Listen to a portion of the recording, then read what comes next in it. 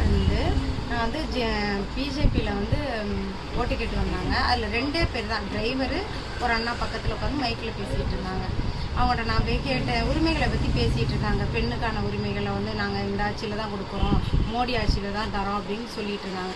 இப்போ நான் கேட்டேன், ஏங்க நீங்கள் பெண்களுக்கான உரிமைக்குன்னு சொல்கிறீங்க, பெண்கள் வைக்கிற நாப்கின்க்கு கூட எதுக்கு இவ்வளோ ஜிஎஸ்டி போட்டு வச்சுருக்கீங்க? பெண்கள் சமைக்கிற எல்லா பொருளுக்குமே ஜிஎஸ்டி கடுகுலேருந்து அப்படின்னு நான் சொன்னேன். அதுக்கு அவங்க வந்து எவ்வளோ நீ உனக்கு வந்து காசு எச்சா இருந்தால், நீ பணக்காரவங்களா இருந்தால் எவ்வளோ வேணாலும் நீங்கள் வாங்கிக்கலாம் அப்படின்னு சொல்லி சொன்னாங்க.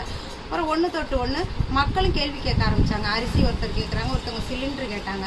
மக்களில் ஒருத்தியாக நானும் கேட்டேன். ஆனால் எனக்கு அப்புறம் தான் எல்லாம் கேட்டாங்க.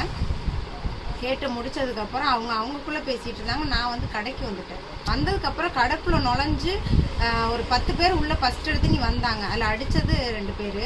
அடித்தது செல்லதெல்லாம் தூக்கி எறிஞ்சிட்டாங்க. தூக்கி எரிஞ்சு கீழே விழுந்துருச்சு. அதை எடுக்காமலேயும் மறுபடியும் அந்த பெரியவர் சின்னசாமிங்கிறவர் என்னை அடிச்சிட்டாரு. அடித்தவொடனே அந்த செல்லை எடுத்துகிட்டு நான் என்னால் வீடியோ எடுக்க முடியல. தகாத வார்த்தையெல்லாம் விட்டுறாரு.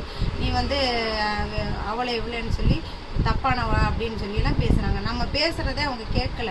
ஆனால் வந்து அவங்க தகாத வார்த்தை என்ன எதுக்குன்னு சண்டைக்கு வர்றாங்கன்னே தெரியல.